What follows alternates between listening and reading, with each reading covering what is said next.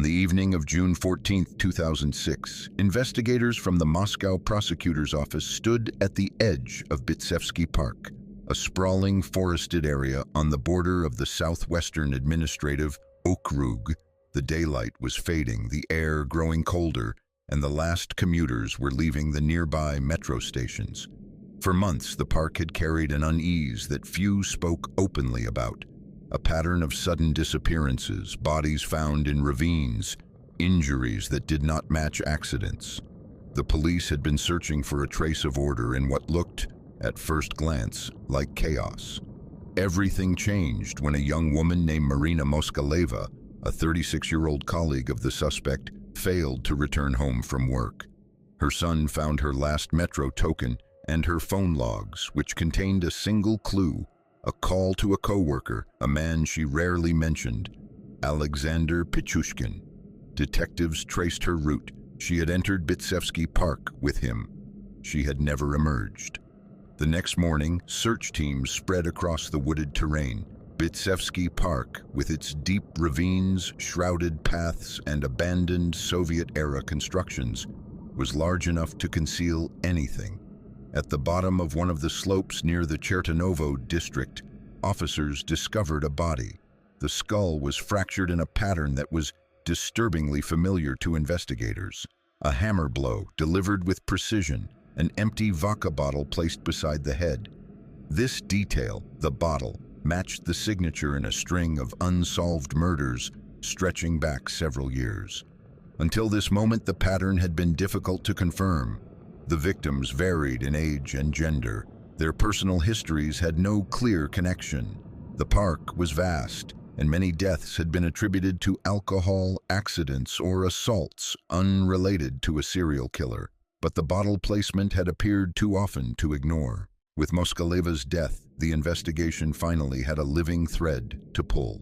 Detectives moved quickly. They mapped her last movements, questioned neighbors, and requested employment records. Pichushkin, a quiet man who worked as a merchandiser at a nearby supermarket, became the central figure. He lived in a modest apartment on Balaklavsky Prospect, with his elderly mother and younger sister. His colleagues described him as withdrawn, intelligent, occasionally abrupt.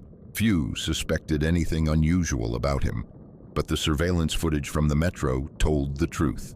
Marina entered the station with him. She did not exit with him.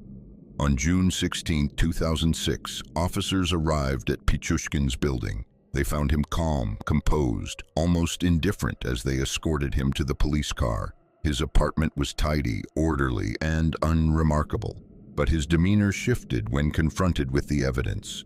Presented with the footage and the details of Moskaleva's death, Pichushkin did not protest. Instead, he asked an unexpected question: "How many episodes have you charged me with?" Investigators paused. They had one confirmed case. He continued, "This is only the beginning. There are dozens." In the interrogation room, he spoke with unsettling clarity, describing routes through Bitsevsky Park, locations of attacks, patterns of movement invisible to passers-by. He explained how he lured victims: bottles of vodka, promises of conversation, the illusion of companionship. Then he described the hammer, always the hammer. Police returned to the park with him, retracing paths he knew with unnatural precision. At multiple sites, he pointed to depressions in the earth, overgrown areas, fragments of remains previously overlooked. Bitsevsky Park, a place where thousands walked daily, had hidden a labyrinth of crimes committed by a man who lived only minutes away. By the end of the first week, investigators realized they were not dealing with a single murder, nor even several. They were at the threshold of one of the largest serial murder cases in modern Russian history. Alexander Pichushkin was in custody. The truth of Bitsevsky Park was only beginning to surface. Alexander Yuryevich Pichushkin was born on April 9, 1974, in Moscow, into a quiet and strained household shaped by instability and the absence of a father figure. His father left the family soon after Alexander's birth, leaving him to be raised primarily by his mother and grandfather. Those early years unfolded in the southern districts of the city, a landscape of Soviet apartment blocks, playgrounds bordered by concrete, and long corridors echoing with the noise of neighbors. As a small child, Alexander was withdrawn and sensitive. Family accounts describe him as shy, intelligent, and strongly attached to his grandfather, who took on a formative role in his early development. The two spent long hours together, walking through local parks or tending to small tasks in the apartment. His grandfather encouraged him to express himself, to speak confidently, to engage socially, qualities young Alexander struggled to cultivate. A pivotal event occurred when Alexander was around 4 years old. While playing in a neighborhood playground, he was reportedly struck in the head by a swing with considerable force. The injury caused a significant concussion, followed by a noticeable shift in his behavior. Family members later recalled that he became more impulsive, more irritable, and prone to sudden outbursts, traits not present before the incident. Doctors noted long-term effects consistent with traumatic brain injury, impaired emotional regulation, and difficulty controlling aggression. His grandfather attempted to guide him into more structured activities. One of these was chess. Alexander showed immediate aptitude, patience, strategic thinking, and an unusual ability to focus for long periods. At school, however, his social challenges deepened. He struggled academically in subjects unrelated to logic or pattern recognition. Teachers described him as isolated, prone to frustration, and suspicious of classmates who mocked or excluded him. When Alexander's grandfather died, the loss destabilized him further. The man who had been his emotional anchor was suddenly gone, and the transition left Alexander adrift. His mother, facing her own difficulties, struggled to manage his increasingly unpredictable moods. With no consistent support system and limited outlets for expression, Alexander became more withdrawn. He brought a chessboard with him to school, sometimes using it not as a tool for play, but as a barrier to communication. By adolescence, Alexander's internal world had become sharply divided. On the surface, he appeared quiet, awkward, and unremarkable. Beneath that exterior, he nurtured a growing fixation on control, dominance, and the emotional intensity he felt lacking in daily life. He told investigators years later that the sense of power he discovered during his first violent acts felt like something waking up. His difficulties continued into adulthood. He completed technical schooling and worked various jobs, none of which offered stability. Colleagues described him as aloof, intelligent, but difficult to understand.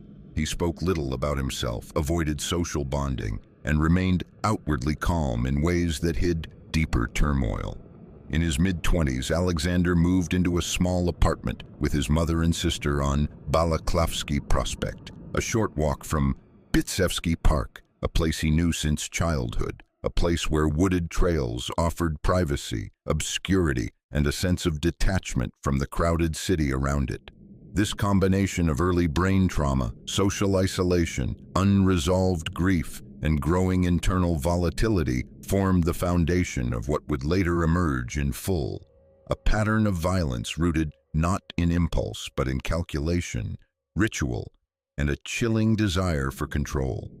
The transition from troubled youth to active offender would begin not in Bitsevsky Park, but years earlier, quietly, almost unnoticed, with a single act that revealed to Alexander Pichushkin a new and terrifying sense of purpose. The first known killing committed by Alexander Pichushkin took place not in Bitsevsky Park, where his later crimes would unfold, but much earlier in 1992, when he was 18. The victim was a classmate and acquaintance named Mikhail Odachuk, a young man who often socialized with Alexander and shared his interest in chess and casual drinking. Their relationship was not outwardly hostile, but it carried an uneven undercurrent. Alexander admired Mikhail's confidence and social ease, traits he lacked and resented. On that day in 1992, Alexander suggested a walk in a wooded area near the Kuryanovo district, close to the Moscow River. The two brought a bottle of vodka, a common gesture of friendship among young men in the era. At some point during the outing, the dynamic shifted. Investigators later concluded that Alexander proposed a test of courage, to stand on the edge of a sewer well positioned above rushing wastewater. Mikhail refused. The refusal, trivial on the surface, seemed to ignite something in Alexander, a long-cultivated frustration and a desire to assert dominance in a moment he had engineered. What happened next was simple, sudden, and devastating. Alexander pushed Mikhail forward. The fall killed him immediately. No weapon, no ritual, just a single act of violence delivered with calculated intent. The death was ruled accidental. No one suspected murder. Alexander returned home undetected, carrying the knowledge that he had taken a life without consequence. Years later, during interrogation, he described this moment not with confusion or panic, but with clarity. The act, he said, awakened a sensation he struggled to articulate. A feeling of absolute control, a sense that he had crossed an internal threshold he had long approached in thought. After this first killing, Alexander did not immediately begin a series. The gap between 1992 and the early 2000s remains a subject of debate. He later claimed he had wanted to continue but lacked opportunity. Investigators found no verified murders attributed to him during this period, though some unsolved cases in southern Moscow were re-examined. Without concrete evidence, these remained outside the official record. The long interval between the first and second confirmed murders formed a kind of incubation period. Alexander's life during these years was marked by routine, technical studies, employment in small jobs, and a continued pattern of social withdrawal. But inside, he nurtured a growing fascination with the idea of killing as a form of power. He watched news reports about serial offenders. He played chess obsessively. He created a private mental framework where violence became a structured, almost strategic act, something he believed gave meaning to a life that otherwise felt static. The early 2000s would transform these internal impulses into reality. By 2001, Alexander was working at a local supermarket as a merchandiser. He lived with his mother and sister in the apartment near Bitsevsky Park. He was in his late 20s, quiet, controlled, and able to move unnoticed through daily routines. Meanwhile, the park had become a place he visited frequently, walking alone through its winding footpaths, observing people, studying movement, memorizing terrain. It offered isolation and anonymity, a landscape large enough to hide intention. The second confirmed murder occurred in 2001, marking the true beginning of the pattern that would later define him. The victim was an older man Alexander had approached with a bottle of vodka and a pretext of social warmth. The setting was Bitsevsky Park, a place where casual encounters between drinkers were common and rarely questioned. After gaining the man's trust, Alexander accompanied him into a secluded area. There he struck the first blow with a hammer. This method, a sudden, precise attack delivered from behind, became his signature. The victim fell instantly. Alexander placed an empty vodka bottle beside the head, a detail he repeated throughout many subsequent killings. To investigators, the placement seemed symbolic, a marker of control, a final arrangement of the scene designed by the killer alone. The gap between victims rapidly decreased. What began as isolated acts expanded into a pattern marked by preparation, selection, and ritual. Alexander no longer killed out of impulse, but according to a growing internal logic. By 2002, Bitsevsky Park was no longer a familiar childhood landscape. It had become the center of a hidden campaign of violence, one that would escalate sharply over the next 4 years, claiming dozens of lives and confounding investigators who still believed the deaths were unconnected. By 2002, the pattern of violence in Bitsevsky Park began to take a clearer, more deliberate shape.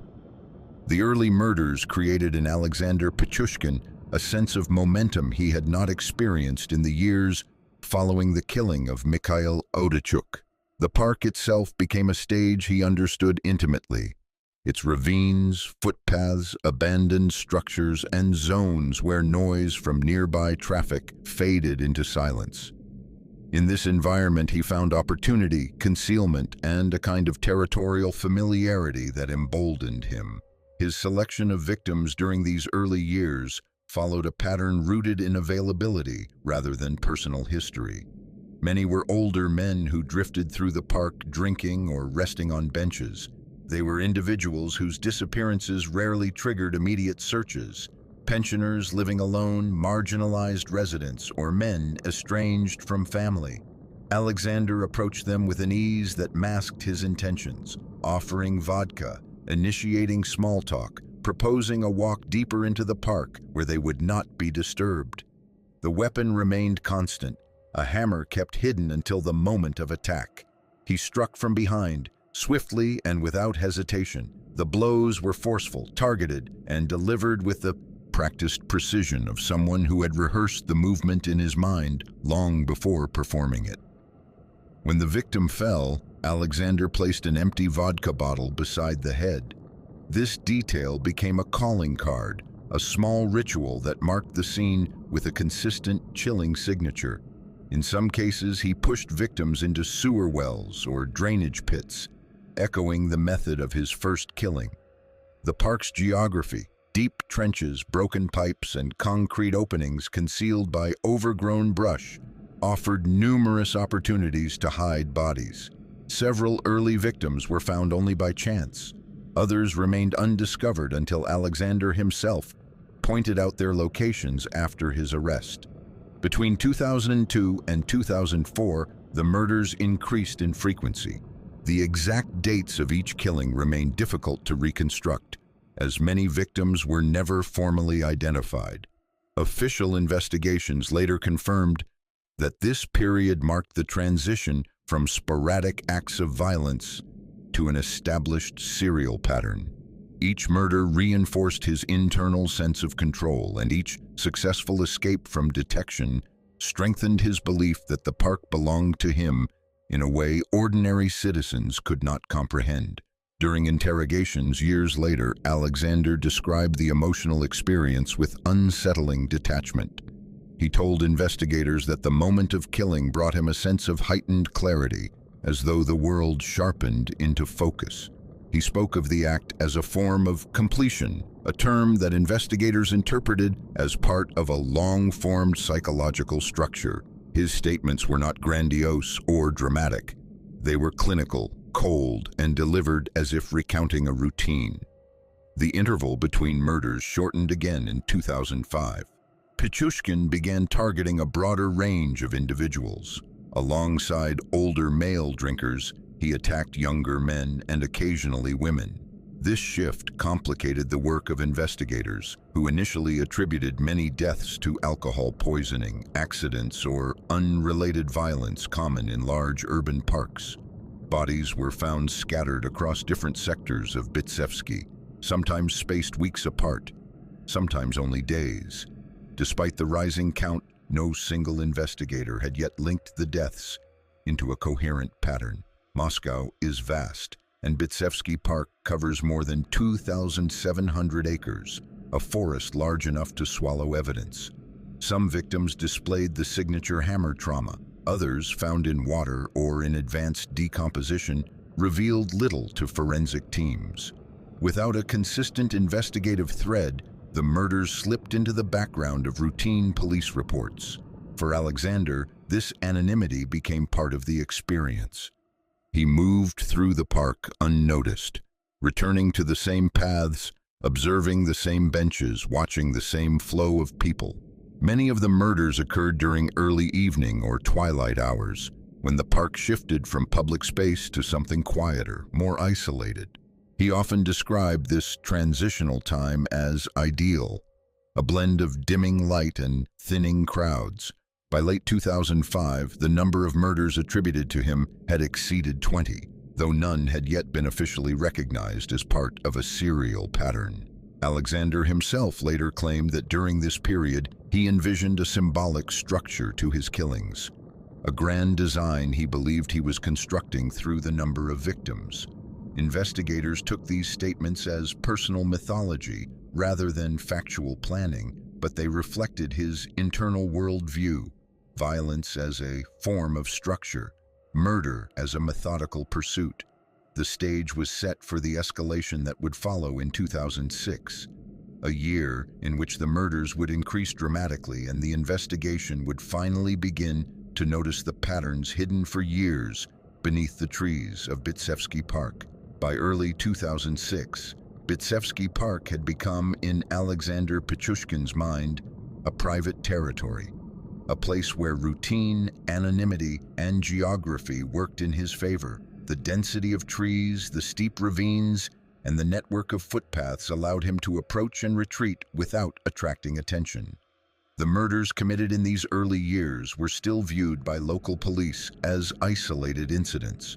Older men found dead after drinking were often categorized as accidental fatalities, their injuries attributed to falls or unrelated assaults. With no surviving witnesses and no unified investigative framework, Alexander's actions went largely undetected.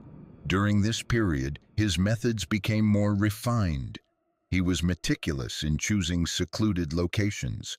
He avoided crowded paths and sought areas where undergrowth muffled sound.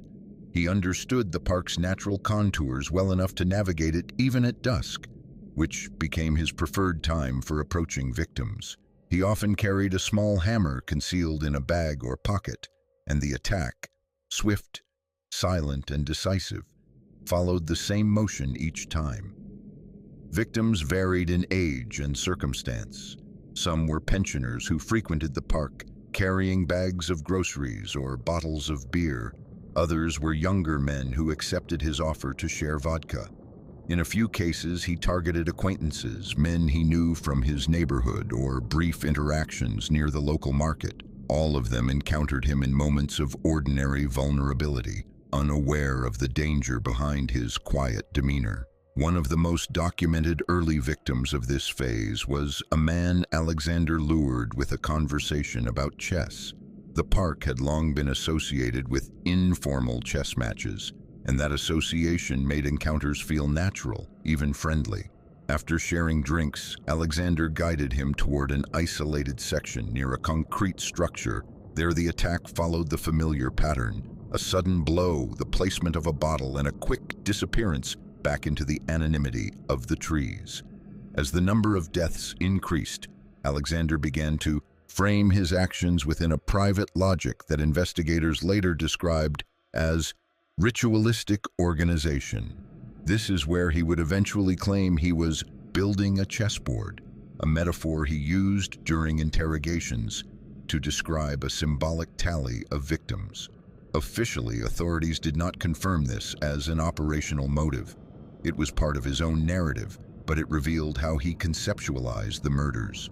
For him, each killing was a move, a step toward an internal goal that existed beyond practical reality.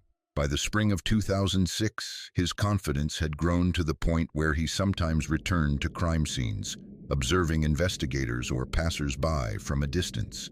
These returns were not moments of recklessness, but calculated attempts to relive the sense of control he derived from the murders. In one instance, he watched firefighters retrieve a body from a ravine, standing among bystanders, unnoticed and unremarkable. Despite the escalating number of deaths, no comprehensive investigation had yet taken shape. Different precincts handled different sectors of the park. Records were not consistently cross-referenced. Many victims lived on the margins of society, and their disappearances were not always reported immediately. The case lacked a central catalyst, until one would emerge. The first turning point came when authorities uncovered two bodies in close proximity within a short time frame. Both victims had nearly identical cranial injuries, uniform, deliberate, and unlikely to result from ordinary accidents. A forensic examiner noted the similarity and raised concerns. But even then, without a suspect, the cases were flagged but not yet unified under the banner of a serial pattern. Meanwhile, Alexander continued to operate with increasing speed. His attacks grew bolder, The intervals between murders shrank. He ventured deeper into the park, exploring areas he had not used before. His behavior, as recorded later in interviews, suggested he experienced each murder as both goal and affirmation, a reinforcement of the control he felt he lacked in everyday life. By mid-2006, the number of killings attributed to him, confirmed by evidence and later confession, had reached a scale not seen in Moscow since the Soviet era. Still, he remained unnoticed, blending into the crowds of commuters and local residents. He worked his shifts, visited his mother's apartment each night, and walked the same routes he had known since childhood. But the end of this phase was approaching. His next victim would not be a stranger. She would be someone who knew him, someone whose disappearance would raise questions immediately, someone whose final steps would lead directly back to him. Her death would unravel the entire pattern he had concealed for years. By mid-2006, Alexander Pichushkin's pattern of killing in Bitsevsky Park accelerated with a momentum that both emboldened him and pushed the region's fragmented investigations toward a subtle but growing alarm. The deaths were no longer occasional or scattered. They occurred with unnerving regularity. Bodies surfaced in ravines, at the edges of footpaths, near drainage wells, or deep inside wooded sectors untouched by routine patrols. To the public, these deaths blended into the quiet background of a vast urban forest. To Alexander, they formed a sequence of deliberate moves in a private design he believed only he could perceive. During this period, he elaborated on his method. While the hammer remained his primary weapon, he began incorporating additional techniques to ensure the victim could not call for help or survive the initial blow.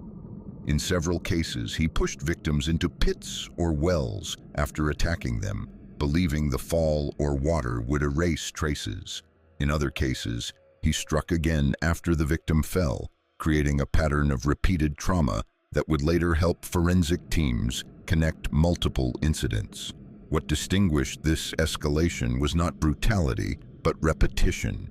Each killing was carried out with cold efficiency. Approach, offer vodka, build trust, guide the victim toward isolation, then strike.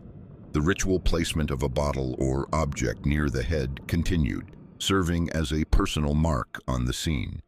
To investigators who would later revisit these locations, the detail appeared almost ceremonial, evidence not of impulse but of structured, intentional behavior. By this time, Pichushkin had grown increasingly confident. He studied the timing of police patrols and avoided areas where maintenance crews or dog walkers frequently passed. Many of the murders occurred in sectors of the park known for steep inclines, where even loud noises could be swallowed by the terrain. He chose twilight or early night when the park's atmosphere shifted from commuter paths to quiet corridors. During interrogations after his arrest, he described these periods as moments of intense clarity. The murders, he claimed, filled a void he had felt since childhood, a void he articulated not as rage or hatred, but as an absence of feeling. Investigators noted that his descriptions were devoid of emotional content. He spoke of violence as though mapping out moves on a chessboard. It was during this time, according to his own later statements, that he envisioned a symbolic board of 64 squares, one he said he intended to fill. Authorities treated this as psychological ornamentation rather than an operational plan, but it reflected his expanding inner logic. The escalation from 2004 to 2006 also brought notable variations in victim profiles.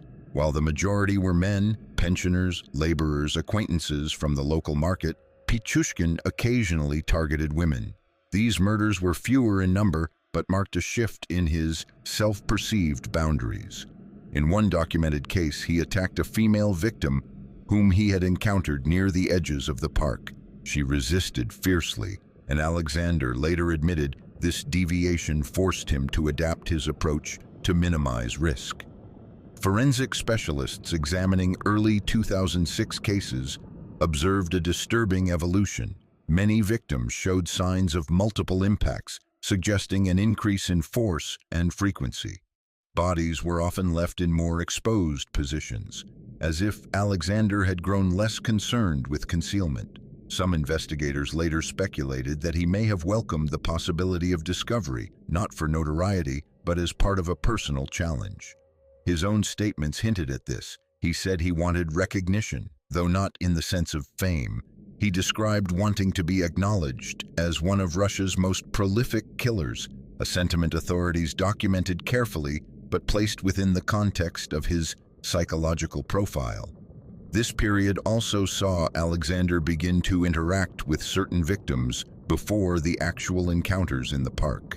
In a few cases, he had brief conversations with them outside local shops or near public benches. These small exchanges served as reconnaissance, helping him gauge whether the individual would trust him enough to enter the deeper trail networks. The cumulative effect of these actions was a pattern of deaths that, for the first time, caught the attention of multiple precincts simultaneously. Coroners noticed the consistency of cranial injuries. Patrol officers reported recurring scenes with similar objects placed nearby. A forensic pathologist noted that several cases shared the same angle and force of impact. The threads were not yet unified, but they were no longer invisible. Still, the escalation remained undetected by the broader public. Moscow's southern districts carried on with routine life. Commuters passing through metro stations, families walking children on playgrounds, pensioners strolling through Bitsevsky Park, unaware that its vast wooded corridors had become the site of a sustained and expanding campaign of violence. The escalation continued into the spring and early summer of 2006, reaching a point where Alexander no longer confined his actions to anonymous wanderers. The next phase would bring the first cracks in his concealment, cracks formed not from forensic breakthroughs, but from his decision to target people within his social orbit. This decision would initiate the chain of events that ultimately led to his arrest. By spring 2006, the frequency of deaths in Bitsevsky Park had reached a level that could no longer be dismissed as coincidence. Patrol officers found bodies with similar trauma patterns. Coroners noted repetitions in injury shape and severity. Precincts began sharing information about men who had vanished after entering the park. Still, without a living witness, the case remained fragmented. The killer's method, simple, silent, executed in secluded areas, left little physical evidence. But the number of victims was increasing rapidly, and Alexander Pichushkin felt emboldened. It was during this period that he shifted from targeting strangers to selecting victims he knew personally. This transition marked a dangerous blend of confidence and recklessness. Unlike earlier victims, men whose disappearances might go unnoticed for days, these individuals had fixed routines, workplaces, and families who expected them home. Their absence would draw immediate attention. One of these victims was a colleague from the supermarket where Alexander worked. The man was familiar with him, occasionally shared breaks, and lived near the park. Their relationship was not close, but it was comfortable enough for Alexander to propose a walk and a drink. The pattern followed the familiar script: an offer of vodka, a pretext of companionship, and a gradual movement toward deeper, quieter parts of the park. The attack unfolded with the same precision as before, but this murder did not remain unnoticed for long. The man's family reported his disappearance the next day, prompting police to canvass the area more aggressively. Instead of deterring him, the increased attention seemed to heighten Alexander's internal drive. He continued to refine the ritualistic structure he later described in interrogation: an internal tally, each victim a square on the board. This metaphor, though not considered a literal operational plan, reflected the psychological lens through which he viewed the crimes. He saw each victim not as an individual, but as a component of an abstract structure he believed he was completing. During this escalation, investigators later determined Alexander killed multiple victims within short intervals. He varied his approach slightly to reduce predictability: different entrances to the park, different paths, and different timing. but the core structure remained unchanged. The hammer, the sudden blow, the placement of the bottle, and the retreat. He often took the victim's belongings, small objects, personal items, not as trophies, but as a way to avoid leaving identification at the scene. In one notable case, he attacked a young man he had casually known from the neighborhood. This victim resisted, creating more noise than usual. Alexander later admitted that this incident forced him to adjust, reinforcing his preference for older or inebriated targets who were less likely to struggle. But even this failed to slow him. Instead, he sought alternative locations deeper within the park, where resistance, if it occurred, would be absorbed by the forest, unnoticed by passers-by. As the escalation continued, coroners began to formally recognize a pattern. Several victims showed nearly identical cranial fractures, circular or semicircular depressions consistent with a hammer strike. Police organized task forces and coordinated across districts for the first time, compiling lists of unexplained deaths in the Bitsevsky area. Yet still, without a suspect or unifying evidence, the cases remained officially unsolved. Investigators would later discover that Alexander sometimes lingered near crime scenes after the attack. Standing among trees or behind concrete structures, he observed the aftermath. Paramedics arriving, officers securing the area, curious onlookers gathering. These returns, which he openly admitted after his arrest, provided him with a renewed sense of control and an enduring belief that he was invisible to the system. He said he felt present in those moments, as though the world recognized him without knowing it. By May 2006, the killings had reached a peak. Multiple victims were murdered in rapid succession. Forensic specialists reviewing autopsy data found consistent patterns that finally demanded a more cohesive, investigative approach. Authorities held internal briefings about the possibility of a serial killer operating in the area, though they did not release this information publicly. Then came a critical deviation. A woman identified as a potential victim resisted Alexander's approach early in the attack. She survived. Her testimony, fragmented, traumatized, but valuable, confirmed that her attacker was a man she had met near the park, who offered vodka and attempted to lead her into a secluded area. She provided a description. It was not highly detailed, but it was enough to distinguish him from other frequent park visitors. This surviving witness, whose identity remained protected, became one of the first living indicators that the killer was not a faceless figure, but a real person who moved openly through the park. The case gained momentum. Police increased patrols, expanded canvassing efforts, and cross-referenced missing person reports with autopsies from the last several years. A clearer picture emerged. Dozens of victims, similar causes of death, consistent geographical concentration. By early June 2006, the escalation reached its final irreversible turning point. Alexander no longer confined his choices to strangers or acquaintances. He selected a victim whose disappearance would not just raise questions, but force investigative scrutiny. A colleague, a woman with a defined routine, a family expecting her home, and a phone that would record her last interaction. Her death would not blend into the park's silence. It would detonate the structure he had spent years maintaining. On June 14, 2006, the escalation that had defined Alexander Pichushkin's murders reached its irreversible point. For years, he had chosen victims whose absence drew minimal attention, but now he selected someone from within his daily life, someone who could not simply vanish without immediate alarm. Her name was Marina Moskaleva, a 36-year-old colleague who worked with him at the supermarket. She was punctual, responsible, and deeply connected to her family. Any disruption in her routine would trigger concern within hours. In the days leading up to her murder, Alexander behaved with calculated normalcy. He spoke to her at work, extended brief courtesies, and suggested a walk after their shift. A gesture she interpreted as harmless. She agreed to meet him, unaware that she had become part of a lethal pattern she could not see. That afternoon, Marina called her son. It was an ordinary check-in, but one detail from the phone record would later become critical. The final number she dialed belonged to Alexander.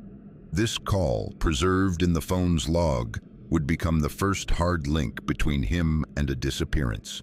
Marina met him after work, and together they took the familiar route toward Bitsevsky Park. Surveillance footage from a nearby metro station captured them entering the area side by side. It was the last verified image of her alive. Inside the park, Alexander led her along a path he had walked countless times before, a route chosen not for convenience but for its isolation and the terrain that shielded sound. The attack followed his usual method, a sudden blow with a hammer delivered with practiced force. Marina died at the scene. Alexander placed an empty vodka bottle beside her head, echoing the signature he had repeated for years. Then he disappeared into the park's depth, blending into the foliage and footpaths that had long served as his refuge. But for the first time since 2001, the murder did not sink quietly into the city's noise. By evening, Marina's son realized she had not returned home. He attempted to call her. When she did not answer, he reviewed her belongings, discovering a metro token and the record of her last phone call, the one placed to Alexander. He reported her missing immediately. Police did not delay. Within hours, search teams began to sweep Bitsevsky Park. The next morning, they found Marina's body at the bottom of a wooded slope. The cause of death was unmistakable. A fatal skull fracture, the same pattern coroners had noted in numerous unsolved cases. But unlike the previous victims, Marina had a clear, documented link to a living acquaintance, a man who had walked beside her on camera. Investigators moved swiftly. They reviewed surveillance footage, interviewed her colleagues, and identified Alexander as the last person seen with her. When police visited his apartment on Balaklavsky Prospect, Alexander answered the door quietly and without resistance. His demeanor was calm. He did not ask why they had come. At the precinct, he was confronted with the evidence, the surveillance recording, the phone log, and the timeline of Marina's disappearance. He did not deny the murder. Instead, in a moment that stunned investigators, he asked, "How many victims have you found?" Detectives had not yet charged him with anything beyond Marina's killing. His question revealed far more than they had anticipated. When pressed further, Alexander stated calmly, "There are many. You will need time."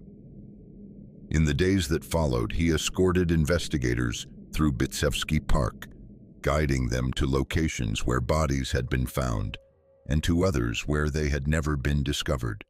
He described the murders with cold precision, indicating angles, locations, and methods. Forensic teams returned to previously examined areas and uncovered remains consistent with his statements. The escalation phase, the years of silent murders accumulating beneath the park's canopy, had ended the moment he chose someone whose disappearance demanded answers. Marina's death shattered the anonymity he had relied upon. Her final phone call became the thread investigators needed to unravel the entire structure of his crimes. By the time the confession process began in full, Alexander had admitted involvement in dozens of killings. Officially, Russian authorities confirmed 48 murders, making him one of the most prolific serial killers in the country's modern history. Alexander himself claimed a higher number, but the escalation phase was over. The hidden violence of Bitsevsky Park was now in the open.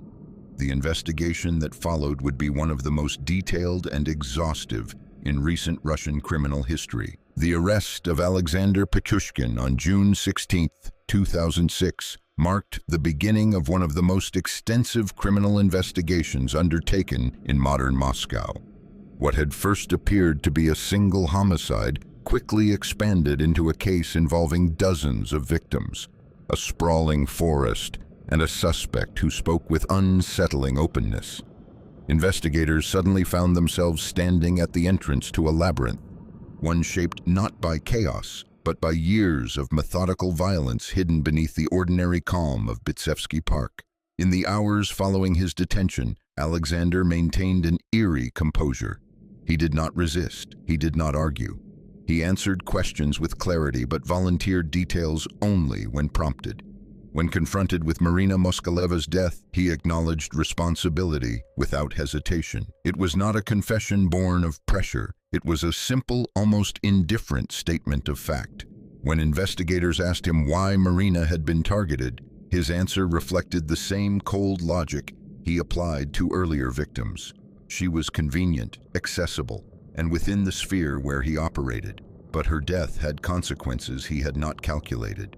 Her immediate disappearance prompted rapid police involvement, tightened search efforts, and established a direct link to him through phone records and video surveillance. Within 24 hours of his arrest, investigators began assembling a task force dedicated exclusively to the potential serial nature of the crimes. Specialists from multiple Moscow precincts joined forensic analysts, criminal psychologists, and prosecutors. Their first step was a systematic review of unsolved homicides and disappearances in the Bitsevsky region dating back several years. Patterns emerged quickly. Repeated cranial trauma matching hammer strikes. Scenes where empty bottles were placed beside the victims. Bodies discovered near wells, ravines, or drainage structures. Consistent absence of robbery motive. A clustered geography centered within a specific section of the park. These cases, once treated as individual incidents, now formed a coherent structure. The next breakthrough came directly from Alexander.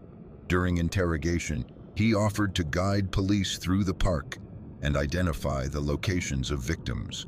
Investigators proceeded cautiously, unsure whether he was truthful or seeking attention. But when he led them, blindfold removed, to the first site, a place deep within the forest where a victim's remains had been discovered years earlier, his description matched forensic records with unsettling precision. Over the next several days, Alexander identified site after site. Some were previously known to police, others had never been discovered. He pointed to wells where he had pushed victims after striking them. He described angles of attack, time of day, and the positions in which bodies fell. His memory of the terrain was exact, almost topographical. Forensically, teams began excavations and cross-referencing. Soil samples, old crime scene photographs, autopsy reports, and missing person reports were compiled into a single case file. The scale of the case became undeniable. By early July 2006, investigators had identified 48 confirmed victims linked directly to Alexander through forensic evidence, testimony, and his own detailed statements. The number was unprecedented. Russian criminal history had seen serial killers before, but the consistency and volume of Alexander's murders placed him among the most prolific. As the investigation continued, Alexander's interviews revealed aspects of his psychology that investigators noted with caution. He spoke without remorse, describing killings as clarifying or necessary. He articulated a belief that murder allowed him to experience life more intensely. He viewed his actions as part of a personal trajectory rather than a chaotic impulse. He spoke of a symbolic system, the chessboard, though investigators treated this as metaphor rather than operational motive. One of the most significant tasks facing the investigative team was victim identification. Many of the dead had no documents, no family contacts, or had lived transient lives. Some were pensioners who rarely interacted with relatives. Others were migrants or men estranged from family. The anonymity of these victims reflected a tragic vulnerability. They lived on the margins, making them susceptible to a killer who targeted those least likely to be sought immediately. Media coverage intensified. Newspapers labeled him the Bitsevsky Maniac and the Chessboard Killer. Crowds gathered outside court buildings. Residents of the surrounding districts expressed shock that so many murders could occur in a park they used for daily walks. Inside the interrogation rooms, Alexander remained steady. He walked investigators through each case with the same calm manner, providing details only the killer could know. One officer later stated that the most disturbing aspect was not the violence itself, but the complete absence of emotional content in Alexander's voice. By the end of the first month, the case had transformed from a local homicide into a national reckoning. The question was no longer whether Alexander was responsible for multiple deaths. The evidence was overwhelming, but how he had managed to operate undetected for so long, and how many victims had yet to be accounted for. The investigation would continue to widen, drawing from archives, morgues, and missing person databases as prosecutors prepared one of the largest criminal cases in modern Russian judicial history. In the weeks following Alexander Pichushkin's arrest, the investigation widened into a long, meticulous descent through years of violence that had gone unnoticed beneath the canopy of Bitsevsky Park. Detectives entered the forest day after day, not as officers patrolling a public space, but as archivists moving through a silent record of crimes the city had failed to recognize. The park felt different now. Areas once used for picnics and evening walks had become coordinates on a map of death. With Alexander in custody, investigators began to assemble the fragments of a pattern long obscured by the park's sheer size and by the anonymity of many victims. Each case file, pulled from drawers in separate precincts, carried the same quiet details: a body discovered by chance, skull injuries labeled as result of fall, belongings scattered, no witnesses, no suspect. The repetition, once invisible, was now unmistakable. Alexander's interviews became the central axis of the investigation. He spoke without hesitation, describing scenes not as memories clouded by time, but as if he had walked them hours earlier. He explained the approach, the path chosen, the moment the victim turned or paused. He traced the geography of Bitsevsky Park with the familiarity of someone moving through the rooms of his own home. Detectives followed him, stepping over roots and fallen branches, returning to ravines and concrete pits where remains had been found years before. At each location he indicated, investigators compared his words with old forensic records. The alignment was chilling. Injuries once attributed to alcohol, misadventure, or exposure now revealed their true shape. The arc of the hammer, the direction of the fall, the bottle placed beside the head, a detail dismissed in earlier cases as random debris. Some of the sites, he pointed out, had never been connected to any recorded death. Forensic teams cataloged these areas, photographing soil depressions, remnants of clothing, or rusted items half swallowed by the earth. In several instances, only fragments remained, bone fragments consistent with the trauma pattern noted across confirmed victims. These could not be formally added to the count, but they showed the scale of violence the park had absorbed in silence. Identification became one of the bleakest tasks. Victims who had lived alone were the hardest to trace. Investigators contacted shelters, hospitals, social services, and families who had reported disappearances years earlier. Some recognized items recovered from the park. Others came to the morgue only to find that too much time had passed for certainty. Several victims remained unidentified, their presence confirmed only by Alexander's recollection and the remains uncovered in the forest. Meanwhile, prosecutors gathered evidence into a case file that grew heavier by the week. Autopsy reports, maps of the park, expert analyses, witness statements, and transcripts of Alexander's interviews formed a structure around the 48 confirmed murders. His 3 surviving victims, including the woman who had escaped his attack, added crucial testimony that reinforced the pattern investigators saw across the years. Inside the detention facility, Alexander behaved with the same composure he had shown during his arrest. Officers observed his demeanor closely. He did not attempt to minimize his actions, nor did he express remorse. He described the killings as episodes of heightened clarity, moments of life, as he later phrased it. He remembered dates, weather, the sound of leaves, the exact angle of a blow. details so precise they left investigators with little doubt as to their authenticity. Public reaction grew as the scope of the case became known. News broadcasts recounted the rising number of confirmed victims. Residents of the southern districts demanded explanations. How could dozens of murders occur in a public park without connecting the threads?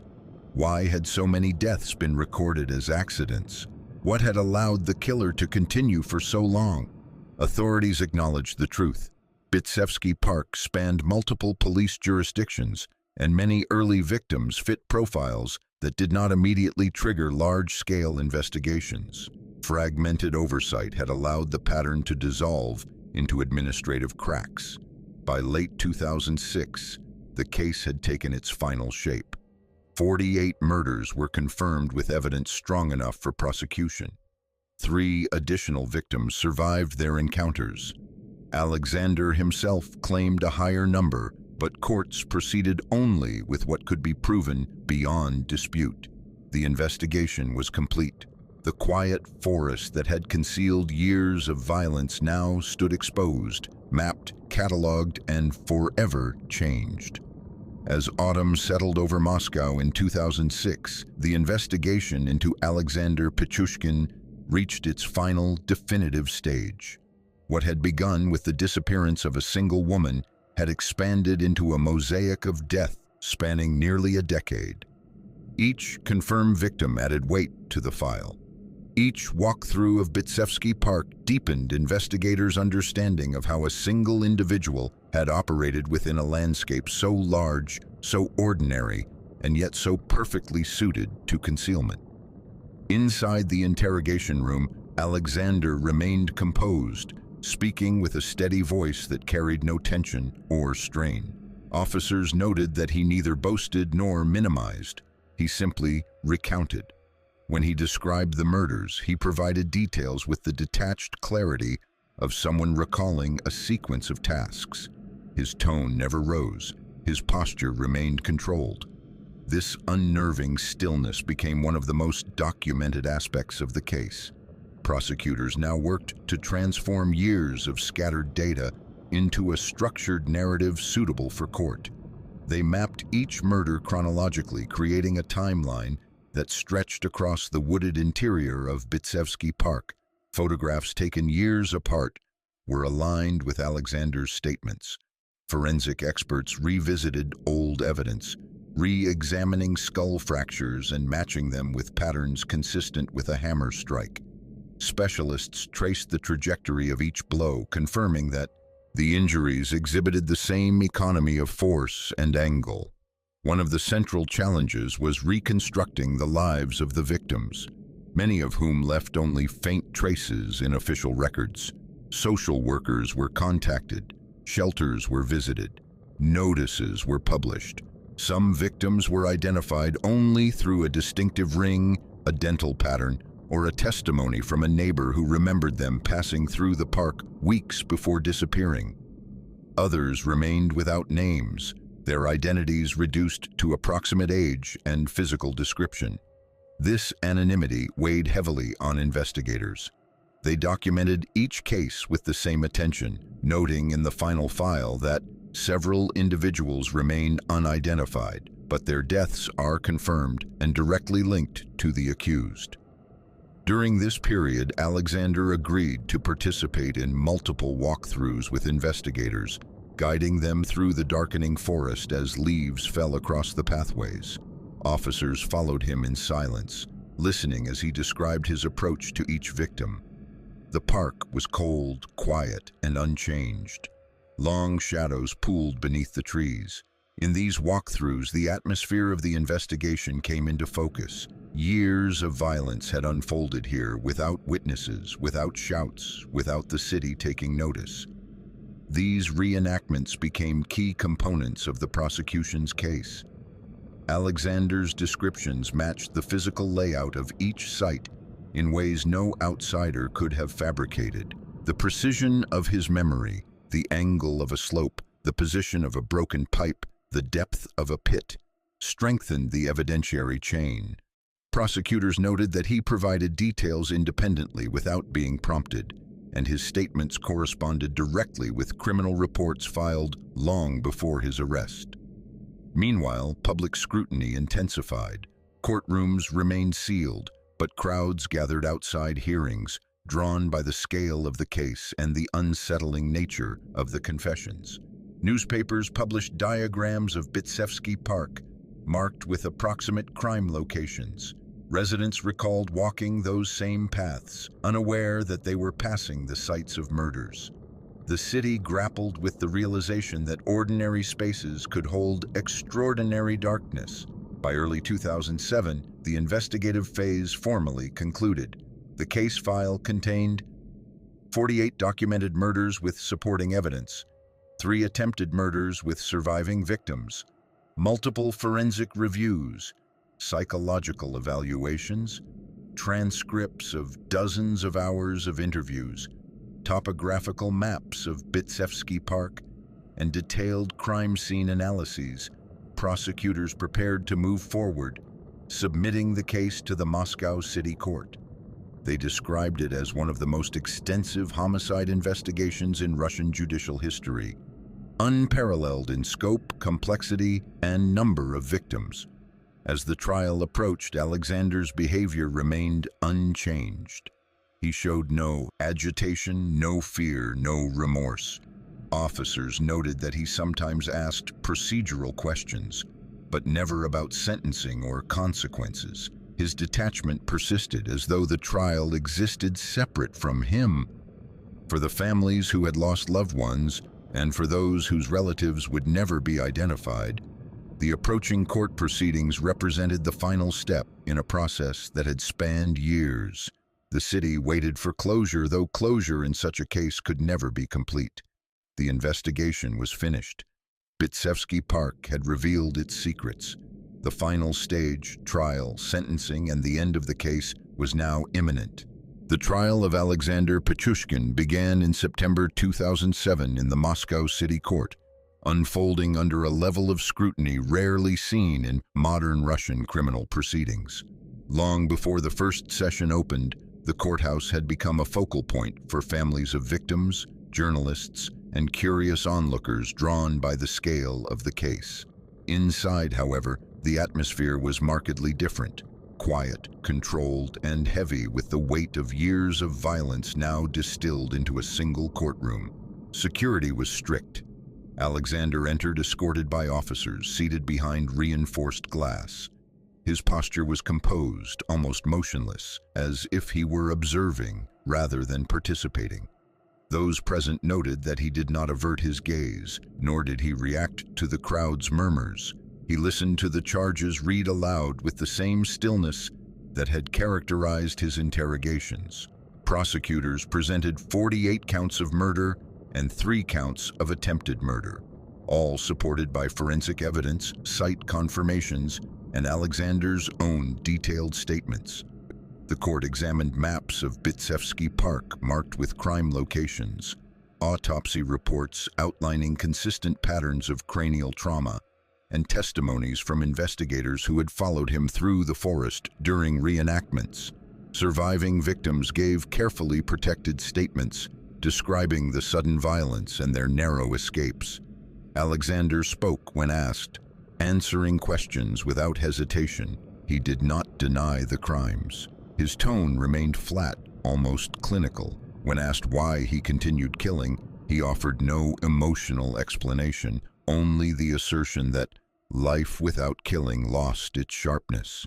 Prosecutors did not treat this as motive, but as an indication of his internal state, a framework of power, control, and detachment. The trial lasted several weeks. Each session unfolded with the same intimate proximity between ordinary city life and the quiet horror of the acts being examined. Judges noted the unprecedented scope of the case. The families of victims sat through each day with solemn endurance, some hearing the details for the first time, others seeking confirmation of what they had long feared. In October 2007, the court delivered its verdict. Alexander Pichushkin was found guilty on all counts. On October 29th, he received his sentence, life imprisonment, to be served in a special regime penal colony with the first years in solitary confinement. The sentence reflected not only the number of victims, but the sustained, intentional nature of the crimes, a sequence carried out over years within a public park that had concealed his actions in its vast quiet. The case, formally concluded, now moved beyond the courtroom. But Alexander's story did not end with the verdict. It continued into the stark, confined reality of the Russian prison system, where he remains under strict isolation. After the verdict was read and the sentence delivered, Alexander Pichushkin was transferred from the courtroom into the custody of the Federal Penitentiary Service. His destination was one of the highest security facilities in Russia, a special regime prison designed for inmates whose crimes placed them beyond the possibility of reintegration. In this final phase, the world he had moved through so confidently narrowed to a concrete cell, a single bed, reinforced doors, and the quiet monotony of a life without movement. From the moment he entered the facility, Alexander was placed under strict solitary confinement.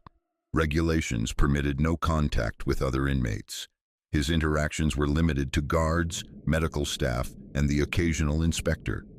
Days became defined by routine, meals delivered through a hatch, brief outdoor walks in an enclosed yard, and hours spent in silence.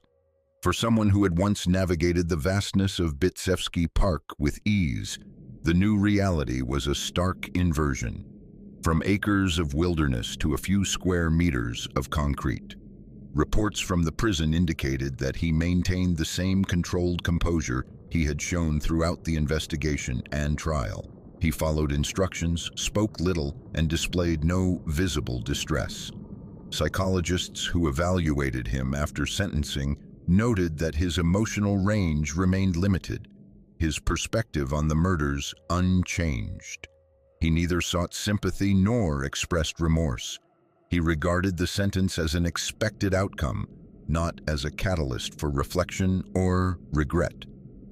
Public interest in the case remained strong for years. Documentaries, articles, and investigative programs revisited the murders, tracing the geography of Bitsevsky Park and examining how so many deaths had gone undetected for so long.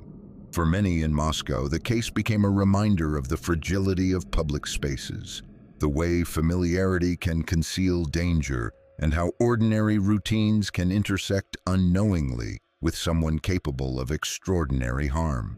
Families of victims sought closure where possible. Some received confirmation through forensic identification. Others carried only the knowledge that their relatives had been among those recovered. The anonymity of several victims remained one of the investigation's enduring tragedies. Lives cut short without names preserved in the record. As the years passed, Alexander remained in the penal colony, his existence bound to a narrow schedule and a sealed universe. Prison officials reported no significant changes in his behavior. He lived quietly, observed rules, and remained separated from the general population. In the Russian penal system, such isolation is intended not only for security, but to contain individuals whose crimes carry a profound psychological impact on other inmates. For the investigators who worked the case, the conclusion offered a measure of resolution, but not relief. The magnitude of the crimes, dozens of murders committed in silence, hidden among trees, walked by thousands every day, left an imprint that extended beyond the trial. The files remained as a complete record: maps, photographs, transcripts, remains, timelines, a full account of what had once been invisible. Alexander Pichushkin's story ends not with mystery, as some do, nor with ambiguity. It ends in confinement, in the stark clarity of a life sentence served under the highest level of control.